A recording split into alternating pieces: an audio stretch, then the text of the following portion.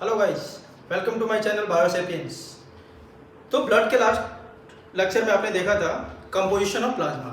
Okay, same blood topic को आगे बढ़ाते हैं और आज देखते हैं फॉर्म्ड एलिमेंट्स के बारे में। ओके, हमने लास्ट में देखा था कंपोजिशन ऑफ प्लाज्मा, उसका सारा डिटेल देखा था हमने, और आज देखते हैं अपन फॉर्म्ड एलिमेंट्स और ब्लड सेल्स और ब्लड कॉर्पस्कल्स। ओके, तो इसमें तीन चीज़ की स्टडी करनी है हमें।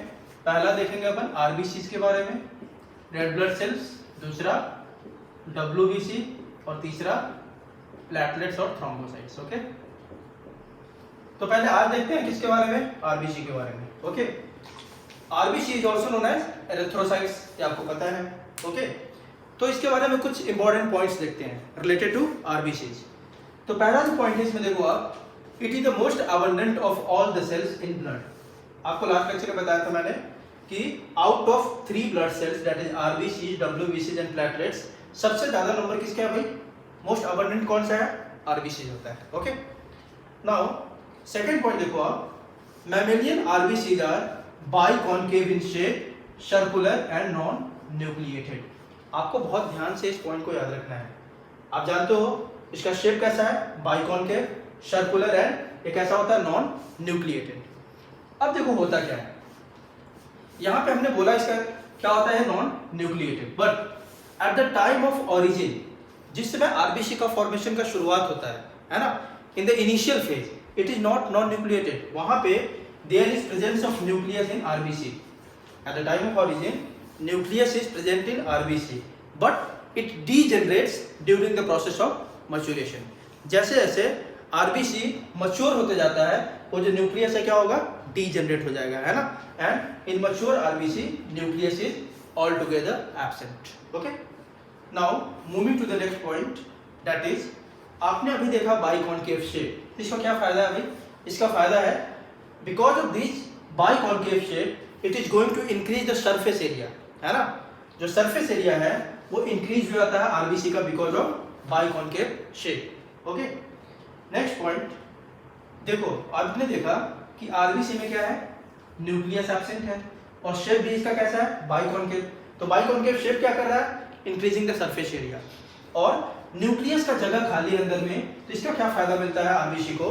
It is going to fill more HB, means more haemoglobin inside, है ना। तो due to absence of nucleus and presence of biconcave shape, more haemoglobin can be filled in RBCs. Okay, तो जगह ज्यादा मिल जाता है ना, तो उसमें ज्यादा हीमोग्लोबिन को फिल इन कर लेता है। और हीमोग्लोबिन आप जानते हो, it is the red colour respiratory pigment present in red blood cells. Okay, and it helps in transport of gases like oxygen and a little amount of CO2 also. Okay, 20 to 25%। Now आगे देखो आप, in RBCs endoplasmic reticulum is absent. Endoplasmic reticulum क्या होता है? Absent होता है। अगर endoplasmic reticulum absent है तो इसमें एंडोस्केलेटन कौन फॉर्म करता है भाई आरबीसी के अंदर? तो एंडोस्केलेटन इज कंपोज्ड ऑफ, ध्यान दो आप, structural protein plus fat plus cholesterol. कौन कौन मिलकर बनाता है endoskeleton? Protein, fat and cholesterol. And this three is present in a network, है ना। एक नेटवर्क के फॉर्म में प्रेजेंट होता है and that network is called stromatin. क्या बोलते हैं इसको? Stromatin. Okay, so these are present in the form of a network that is called stromatin, and this stromatin makes spongy cytoskeleton। जो इसका नेचर होता है कैसा होता है? जो आरबीसी में साइटोस्केलेटन होगा कैसा होगा? स्पॉन्जी होगा, है ना, स्पॉन्जी साइटोस्केलेटन। आगे देखो, ये भी एक इंपॉर्टेंट पॉइंट है। प्लाज्मा मेम्ब्रेन ऑफ आरबीसी को क्या बोलते हैं अपन? डोनांस मेम्ब्रेन, साइंटिस्ट के नाम पे, है ना। Plasma membrane of RBC is called Donnan's membrane. It is highly permeable for chloride and bicarbonate ions. ये हाईली परमेबल होता है, जो आपका प्लाज्मा मेम्ब्रेन है आरबीसी का, that is called Donnan's membrane. ये हाईली परमेबल है किसके लिए भाई? क्लोराइड आयन एंड बाइकार्बोनेट के लिए। But it is impermeable for sodium and potassium ions. ये सोडियम और पोटेशियम के लिए क्या है? इम्परमेबल है। And this phenomenon is called Donnan's phenomenon. Okay, this phenomenon that is it is highly permeable for chloride and bicarbonate and it is impermeable for sodium and potassium, and this phenomenon is called Donan's phenomenon on the basis of name of scientist। okay, चलो अब आगे कुछ और point देखते हैं इसके बारे में, आरबीसी के बारे में। ओके, हाँ एक बात याद रखना, एक एक्सेप्शन यहाँ पे लिखा हुआ है, जो कैमल होता है, लामा होता है, इनमें जो आरबीसी कैसे होता है, मैमल सी है, लेकिन इनमें जो आरबीसी है बाई कॉन्वेक्स होता है और ओवल शेप का होता है, ठीक है, बाई कॉन्वेक्स होगा शेप में और ओवल होगा, it is not circular and what by concave. Okay, चलो कुछ और पॉइंट देखते हैं आगे आरबीसी के बारे में।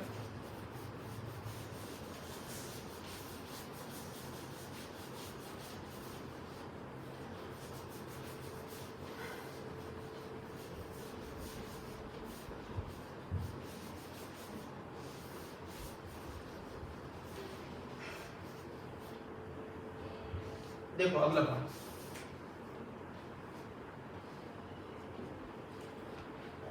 कभी ये देखा जाता है कि जो ब्लड कैपिलरीज है, मान लो क्या है ब्लड कैपिलरीज, इसका डायमीटर है 5 माइक्रोन, कितना 5 माइक्रोन, और आरबीसी का जो नॉर्मल साइज है वो कितना आपका 7.5 माइक्रोन। देखो आरबीसी का साइज है 7.5 माइक्रोन और ब्लड कैपिलरीज का कितना है 5 माइक्रोन, फिर भी आरबीसी यहां से क्रॉस कर जाता है आराम से, नैरो डायमीटर से कैसे क्रॉस कर जा रहा है लार्ज साइज के मॉलिक्यूल्स पे, ये लार्जर साइज में है ना आरबीसी, फिर भी ये क्रॉस कर रहा है किससे, ब्लड कैपिलरी से।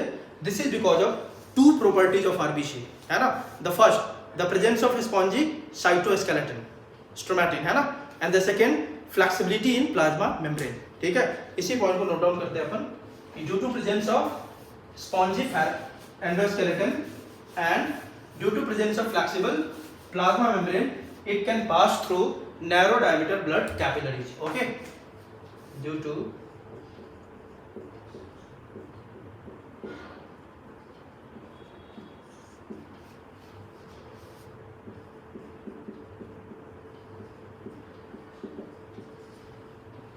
stromatin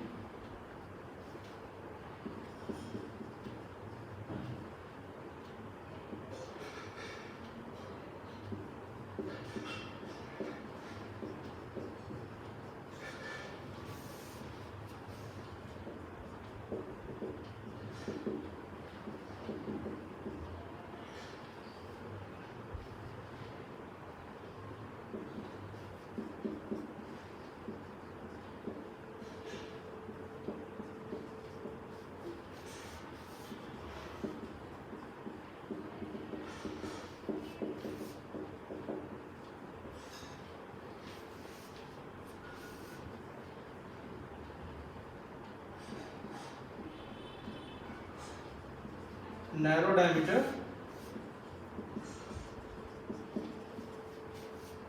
blood capillaries, okay.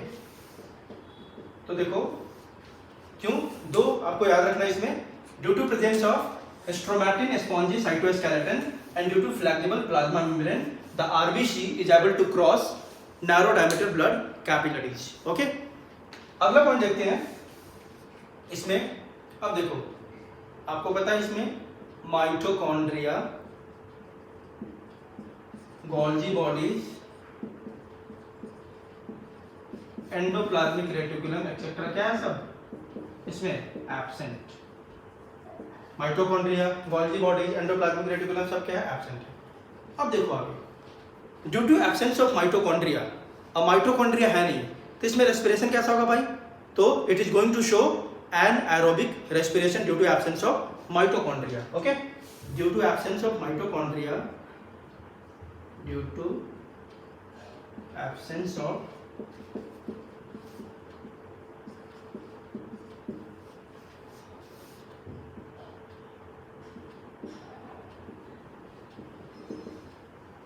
anaerobic respiration occurs in RBC.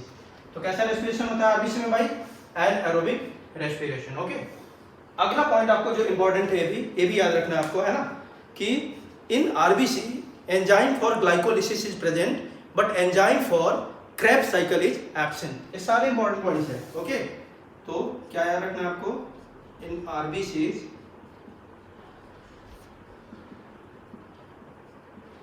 Enzyme for glycolysis is present. इसका एंजाइम भाई, ग्लाइकोलाइसिस का एंजाइम प्रेजेंट होता है, but enzyme for Krebs cycle is absent. Enzyme for Krebs cycle is absent. इस point को भी आप याद रखोगे कि क्रेब्स साइकिल के लिए इसमें एंजाइम क्या होता है, एब्सेंट होता है, बट ग्लाइकोलाइसिस के लिए क्या होता है, इसमें प्रेजेंट होता है। Okay, now few more points about RBC. आगे देखते हैं कुछ और पॉइंट को। द नेक्स्ट पॉइंट इज, आप इसमें देखोगे अगर सिंगल आरबीसी को अपन देखते हैं, अगर सिंगल आरबीसी को, एक सिंगल आरबीसी को आप देखोगे तो कैसा नजर आता है कलर में, pale yellow in colour, but अगर उसको क्लस्टर में देखे, ग्रुप में देखे, it appears red in colour. Okay, ये भी क्वेश्चन पूछा हुआ है, तो इस पॉइंट को भी आप नोट डाउन करो। सिंगल आरबीसी कैसा नजर आएगा आपको, अपीयर्स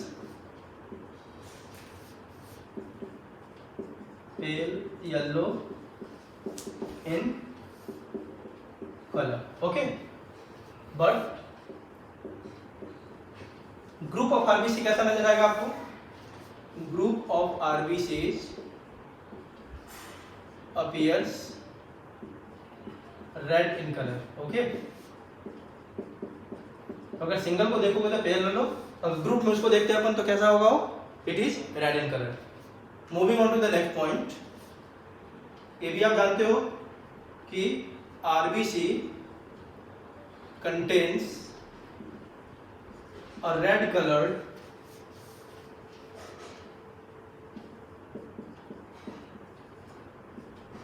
respiratory pigment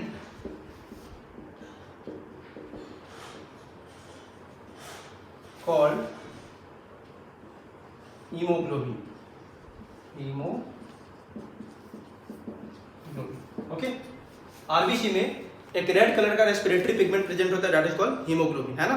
और हीमोग्लोबिन ही ऑक्सीजन और कार्बन डाइऑक्साइड के ट्रांसपोर्ट में हेल्प करता है। ओके, बाद में इस पे एक सेपरेट वीडियो देखेंगे अपन पूरे हीमोग्लोबिन के स्ट्रक्चर को लेके, है ना। हीमोग्लोबिन, हीम और ग्लोबिन, ग्लोबिन प्रोटीन पार्ट होता है, हीम कौन सा पार्ट है आपका, आयरन पार्ट, और इस हीम पार्ट से ही ऑक्सीजन आके बाइंड करता है, because oxygen has greater affinity for iron. Okay, तो हीमोग्लोबिन के बारे में बाद में डिटेल देखेंगे इसका स्ट्रक्चर का। ओके, तो अब देखो, एक आरबीसी को अगर लोगे, सिंगल आरबीसी में अप्रॉक्स आपका 26.5 करोड़ एचबी मॉलिक्यूल्स होते हैं। आप देखो, एक आरबीसी में 26.5 करोड़ क्या है, हीमोग्लोबिन मॉलिक्यूल है। In a single RBC, each RBC is going to contain 26.5 crore of haemoglobin molecule. Okay, now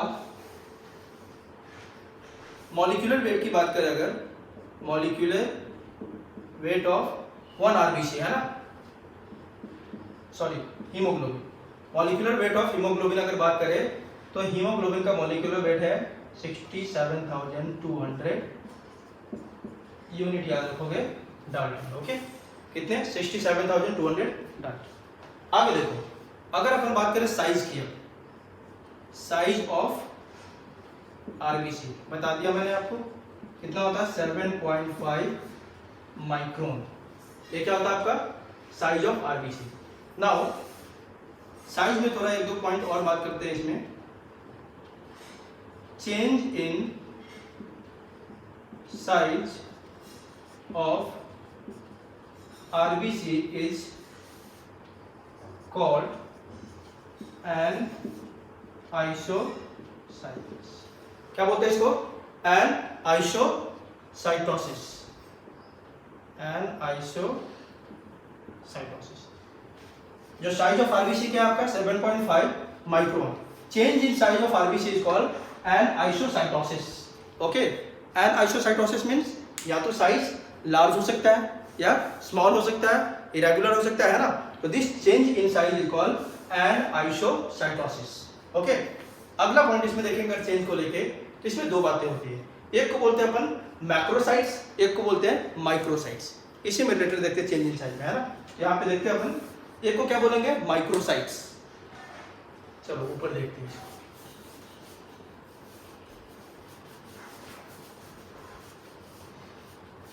change in size is called anisocytosis, है ना। अब इसी चेंज के बेसिस पे दो टाइप के देख रहे हैं RBC upon. The first one is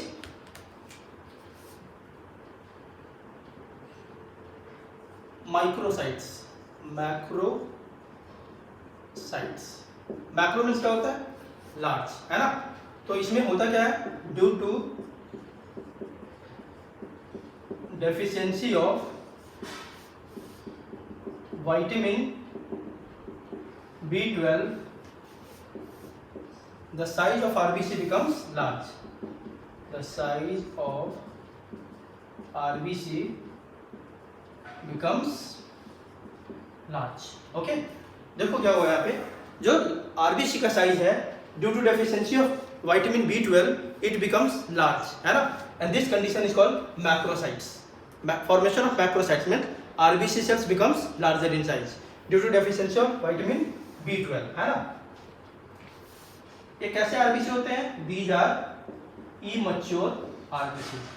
कैसे RBC है, immature RBCs and it gets destroyed in spleen। ये जाके कहाँ डिस्ट्रॉय हो जाता है, स्प्लीन में जाके डिस्ट्रॉय हो जाता है, ठीक है। इसी तरह दूसरा कंडीशन है साइज के बेसिस पे, चेंज इन साइज के बेसिस पे, दैट इज माइक्रोसाइट्स। माइक्रोसाइट्स खुद से बताओ, माइक्रो मीन्स स्मॉल, है ना। तो ये क्यों होता है भाई, due to deficiency of iron. Due to deficiency of iron the size becomes smaller.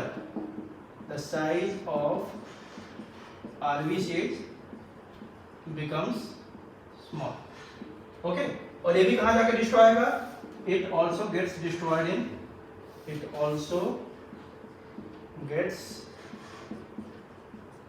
destroyed in spleen, okay। तो due to deficiency of iron the size becomes smaller, that is called microcytes, and due to deficiency of vitamin B12 the size becomes larger, that is called macrocytes। इसको क्या बोलते हैं अपन, macrocytes, okay. तो size के basis पर अपन देख लिए सब कुछ। अब देखते हैं इसको शेप की बात करते हैं इसके, है ना। अगर शेप की बात करें तो शेप कैसा होता है भाई, बाइकॉन्केव, है ना। और जैसे चेंज इन साइज को क्या बोल देते हैं अपन, एन आइसोसाइटोसिस। उसी तरह चेंज इन शेप को बोलते हैं अपन पॉइकिलोसाइटोसिस, ओके। तो शेप के बेसिस पे भी देख लेते हैं कुछ फीचर रेड ब्लड सेल्स के, है ना। तो चलो शेप की बात करते हैं। शेप आप जानते हो कैसा है, बाइकॉन्केव, है ना। अब अगला पॉइंट इस पे देख लेते हैं, change in shape. Change in shape is called, इसको क्या बोलते हैं अपन, पॉइकिलोसाइटोसिस। क्या बोलते हैं इसको, poikilocytosis. Change in shape is called poikilocytosis, okay. Now देखो कुछ चेंज इन शेप के कारण क्या क्या होता है। पहला लेते हैं अपन यूरेमिया। यूरेमिया में आरबीसी का शेप कैसा होता है, irregular in shape. Irregular in shape, जो आरबीसी का शेप कैसा हो जाएगा, इरेगुलर। यूरेमिया आप कंडीशन जानते हो, एक डिजीज है ना। दूसरा सिकल सेल एनीमिया, इसमें कैसा हो जाता है आरबीसी का शेप, सिकल शेप, है ना। RBC becomes sickle cell set, है ना, सिकल सेट। चलो आगे देखते हैं। अगला एक और आप कंडीशन देखो, अगर आप आरबीसीज को एक हाइपरटोनिक सॉल्यूशन में डालोगे तो क्या होगा, और एक हाइपोटोनिक सॉल्यूशन में डालोगे तो क्या होगा, है ना। तो if we are going to place RBCs in a hypertonic solution. Hypertonic क्या होता है भाई, hypertonic, tonic means concentration and hyper means ज्यादा। तो देखो होता क्या है, आप बहुत बार कंफ्यूज होता है हाइपरटोनिक हाइपोटोनिक में। तो हमेशा याद रखना, जो हाइपर और हाइपो टर्म जो यूज होता है, it is used for solute, है ना। तो hyper means more solute, hyper में ज्यादा होता है ना, तो मोर सॉल्यूट। अगर मोर सॉल्यूट है तो सॉल्वेंट क्या होगा, कम होगा ना, तो इसको आप याद रखने का, ठीक है। अगर मोर सॉल्यूट होगा तो कॉन्सेंट्रेशन क्या होगा, ज्यादा होगा, ठीक है। तो देखो यहाँ पे सॉल्यूट ज्यादा है और वाटर क्या होगा, यहाँ पे कम होगा। ऐसे क्यों, क्या बोलते हैं अपन, हाइपरटोनिक सॉल्यूशन, जहाँ पे सॉल्यूट ज्यादा है और वाटर कम है। तो देखो अगर आप आरबीसी को प्लेस करोगे कहाँ पे, एक हाइपरटोनिक सॉल्यूशन में, है ना, तो क्या होगा भाई, तो RBC is going to shrink. RBC क्या कर जाएगा आपका, श्रिंक कर जाएगा, है ना। तो क्या होता है आरबीसी आपका, it is going to shrink and this process is also called as crenation. Shrinking of RBC when placing in hypertonic solution is called crenation. Okay, आप जानते हो कैसे होगा, अभी बताया। मान लो एक हाइपरटोनिक सॉल्यूशन है, आपने इसमें अपने आरबीसी को डाल दिया। ओके, अब देखो तो मोर सॉलिड वाटरलेस, यहाँ पे पानी क्या है, वाटर का कॉन्सेंट्रेशन इसमें कम है, इसका मतलब वाटर का कॉन्सेंट्रेशन इसके अंदर ज्यादा है, पानी यहाँ से बाहर निकलना शुरू होगा, आरबीसी से कहाँ निकलेगा, सॉल्यूशन के अंदर, है ना। तो जैसे ही वाटर बाहर आएगा, एक्सोस्मोसिस हो रहा है ना, जैसे ही पानी बाहर आएगा ये सेल क्या होगा आपका, श्रिंक करना शुरू हो जाएगा, ठीक है। तो आरबीसी गेट्स श्रिंक्ड। ओके, ये समझ गए। चलो इसी से अगला समझते हैं, जस्ट इसका अपोजिट होगा ना, if you are going to place RBC in hypotonic solution, तो आरबीसी इन हाइपोटोनिक। अब आप समझ गए होंगे कि हाइपोटोनिक मतलब, hypo means less solute, more water, है ना, हाइपोटोनिक सॉल्यूशन। इसमें क्या होगा भाई, इसमें क्या करेगा वो, बर्स्ट कर जाएगा, है ना। क्योंकि देखो जैसे ही अगर हमने हाइपोटोनिक में प्लेस किया, हाइपोटोनिक में आरबीसी को, तो इधर क्या पानी ज्यादा है, अंदर कम है, तो इधर इधर बढ़ता जाएगा, है ना। जैसे ही भरेगा इतना पानी भर जाएगा कि आरबीसी क्या होगा आपका, बर्स्ट कर जाएगा प्रेशर के कारण, ठीक है। तो इन दोनों कंडीशन को याद रखिएगा, हाइपरटोनिक में श्रिंक और हाइपोटोनिक में it is going to burst और रप्चर। ओके, चलो अब आगे देखते हैं।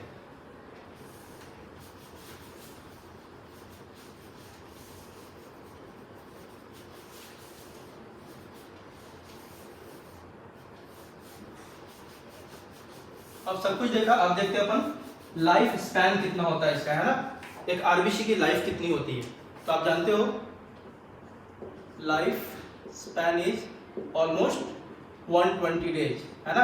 मैमल में अगर ए ले, अगर डेटा ले तो 120 से 127 डेज। ओके, तो लाइफ स्पैन कितना होता है आपका, 120 days.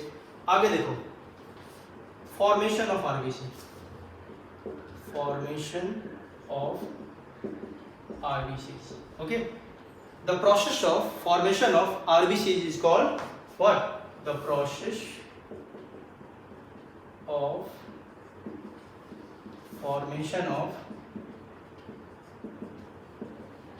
RBC is called, blood का क्या बोल रहे थे भाई, हीमोपोएसिस, है ना। इसको क्या बोलेंगे अपन, एरेथ्रोपोएसिस, एरेथ्रोपोएसिस।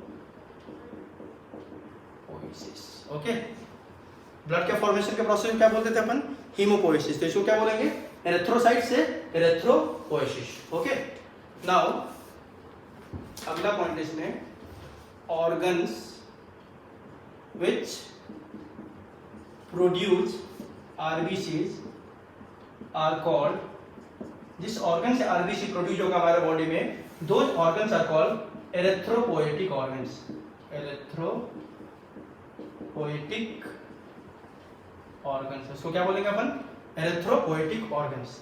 And the hormone responsible for the RBC formation is erythropoietin. Okay, hormone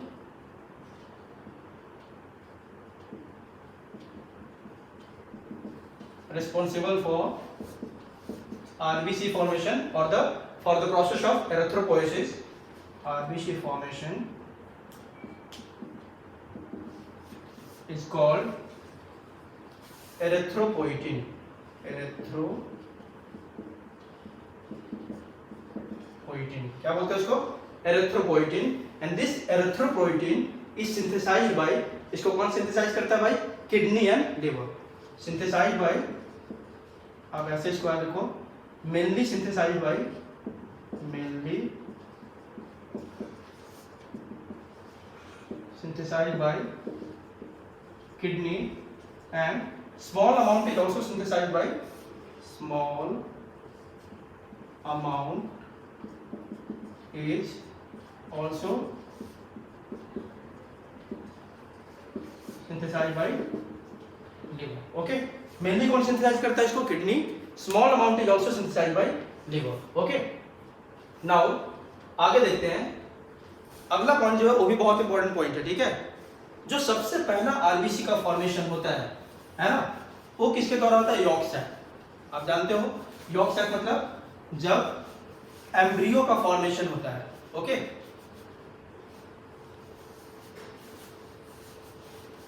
तो जानते हो कि फीटस ऑलमोस्ट 9 मंथ तक डेवलप होता है मदर के यूट्रस में. ठीक है, तो वहां पे जो सबसे पहला एम्ब्रियोनिक फेज होता है, ठीक है, अर्ली एम्ब्रियोनिक फेज होता है, फिर लेट एम्ब्रियोनिक फेज. तो सबसे शुरुआत में जो पहला आरबीसी बनेगा, फर्स्ट आरबीसी, जो सबसे पहले आरबीसी बनता है, first RBC is produced by yolk sac. Very important point है ना.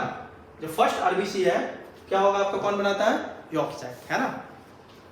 नाउ इन लेटर इन मतलब अर्ली एम्ब्रियोनिक स्टेज में फ्यू वीक तक, है ना, कुछ वीक तक कौन बनाता है? Few weeks early embryonic stage में जो बनाएगा आरबीसी, कौन बनाएगा? Yolk sac. In later embryonic stages तब कौन इसको बनाने लग जाता है? आरबीसी इज सिंथेसाइज्ड इन कहाँ भाई? स्प्लीन. ये सारे बहुत इंपॉर्टेंट पॉइंट है.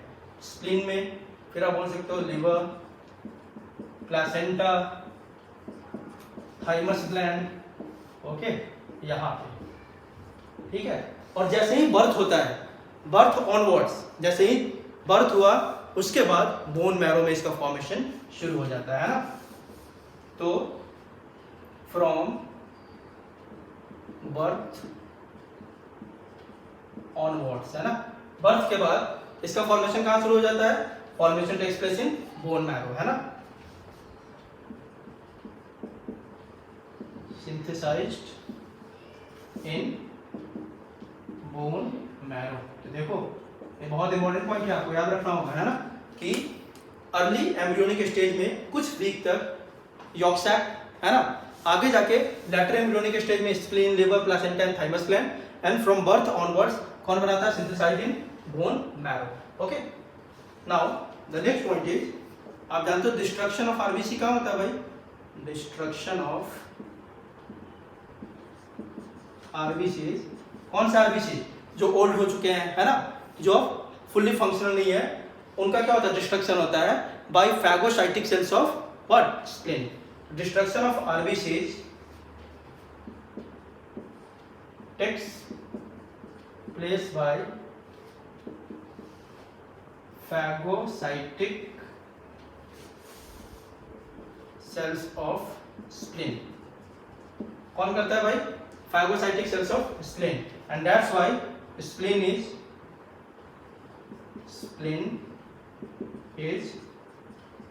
नोन एज, क्या बोलते हैं इसको?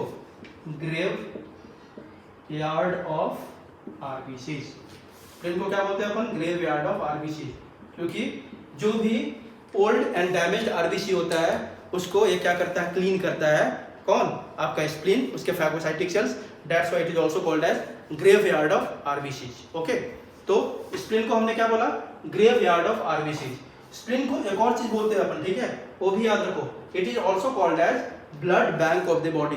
स्प्लीन को क्या बोलते हैं? Blood bank of the body. क्यों? अगला पॉइंट देखो, spleen stores excess blood cells. Excess blood cells को भी ये स्टोर करके रखता है. Spleen stores excess blood cells and that's why it is called as, and that's why it is called as, क्या बोलते हैं इसको? Blood bank of the body. इसको बोलते हैं अपन ब्लड बैंक ऑफ बॉडी. तो स्प्लीन को अपन क्या बोला? पहला ग्रेव यार्ड ऑफ आरबीसीज, और दूसरा क्या बोला इसको? Blood bank of the body, because it stores excess blood cells. Okay, चलो कुछ और पॉइंट्स देखते हैं आरबीसी के बारे में.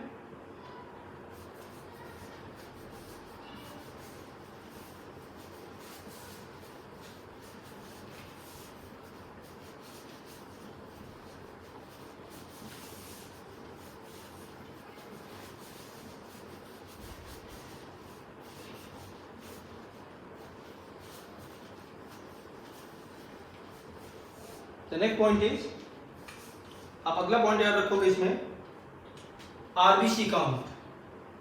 आरबीसी काउंट क्या होता है ना? RBC count, okay. इसको कैसे डिफाइन करते हैं अपन?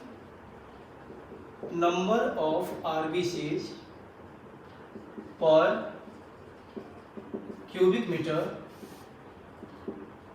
पर cubic millimeter, okay, per cubic mm millimeter per cubic mm of blood, okay.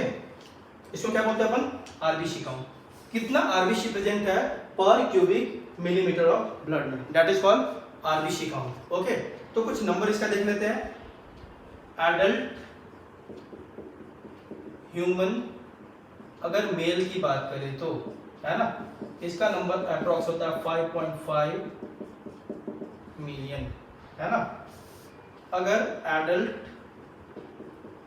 Human female की बात करें तो इसका नंबर होता है 4.5 मिलियन, ओके। कितने? 4.5। अगर न्यूली बॉर्न बेबी की बात करें, न्यूली बॉर्न बेबी की बात करें तो उसमें ज्यादा होता है, that is approx 6.8 million, okay. अब देखो एक और पॉइंट इसमें आप याद रखो, decrease in RBC count is called, decrease in RBC count is called anaemia. आप जानते हो, है ना, ब्लड में आरबीसी की कमी को क्या बोलते हैं आपका? एनीमिया बोलते हैं। और एनीमिया 3 टाइप के होते हैं। पहला एनीमिया आपका मैक्रोसाइटिक एनीमिया। मैक्रोसाइटिक एनीमिया, आपने मैक्रोसाइट्स अभी पढ़ लिया है ना, आप समझ गए होंगे कि इसमें क्या हो रहा है? Due to deficiency of vitamin B12 क्या होगा यहाँ पे? Size of RBC becomes what? Large. This anemia is called macrocytic anemia, formation of macrocytes, okay. Second is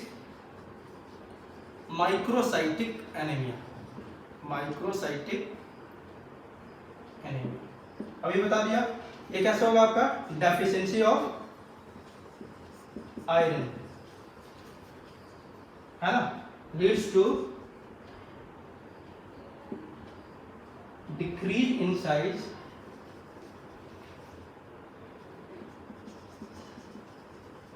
of RBC, means RBC becomes smaller and this is called as microcytic anemia, formation of microcytes, ठीक है। और तीसरा जो होता है आपका normocytic. Normocytic anaemia क्या होता है? ये भी सुन लो, नॉर्मोसाइटिक एनीमिया। ये क्या भाई? Excessive blood loss. ये कब होता है? अगर ब्लड लॉस ज्यादा हो जाए, एक्सेसिव ब्लड लॉस। तो ऐसे को क्या बोलेंगे अपन? Normocytic anaemia, okay. तो आपने देखा जितने भी पॉइंट हो सकते थे आरबीसी को लेके हमने सारा डिस्कस किया यहाँ पे, ठीक है, कि number of RBC per cubic mm of blood is called RBC count. Male में अप्रॉक्स कितना होता है? देखो इसमें प्लस माइनस हो सकता है, प्लस माइनस हो सकता है 1 मिलियन का, ठीक है, ओके। कितना है आपका? एडल्ट ह्यूमन मेल में 5.5 मिलियन अप्रॉक्स, फीमेल में 4.5 मिलियन, न्यूली बॉर्न बेबी में 6.8 million. And decrease in RBC count is called anaemia, macrocytic anaemia, microcytic anaemia and तीसरा क्या आपको? Normocytic, that is due to excessive loss of blood, okay. तो this is all about RBCs. एक last lecture में हमने plasma में mineral का composition देखा था कि प्लाज्मा में बहुत सारे मिनरल्स रिप्रेजेंट होते हैं, है ना। तो एक ट्रिक उसका मैं बता दे रहा हूँ। आरबीसी के बारे में सारे पॉइंट हमने देख लिए, अब उस प्लाज्मा का मिनरल्स आपको कैसे याद रखना उसका ट्रिक बता रहा हूँ मैं, ठीक है। चलो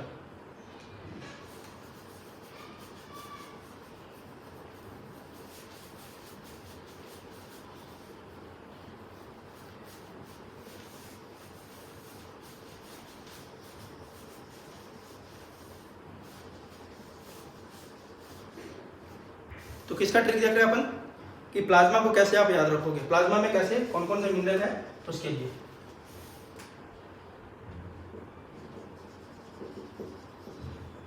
ट्रिक फॉर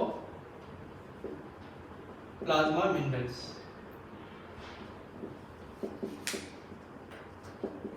प्लाज्मा में कौन कौन से मिनरल होते हैं उसका ट्रिक देख रहे हैं, ठीक है। तो देखो इसका,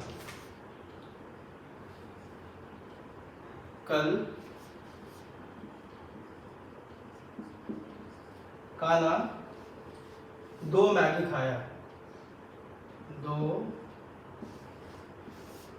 मैगी खाया। खाया से कुछ नहीं, स्ट्रिक्ट में है ना। अब देखो, कल काना 2 मैगी खाया, इसको हिंदी में भी लिख दे रहा हूं मैं, कल काना 2 मैगी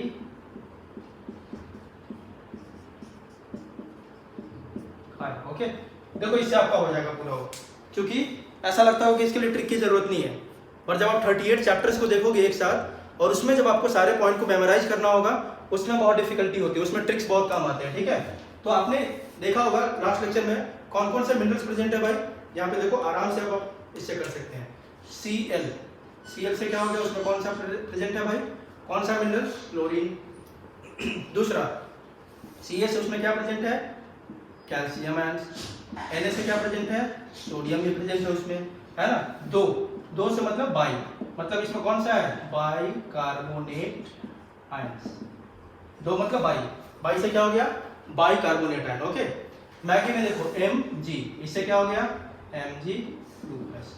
तो देखो आप यही पढ़ा था आपने, तो इसमें क्लोराइड है, कैल्शियम है, सोडियम है, बाई कार्बोनेट आयन है, मैग्नीशियम आयन है। ओके, तो इससे आप बहुत इजीली याद रख सकते हो क्या, प्लाज्मा में कौन कौन से मिनरल्स प्रेजेंट है। ओके, होप आपको सारा कॉन्सेप्ट आपका समझ में आया होगा।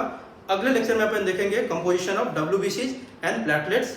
For today, thank you.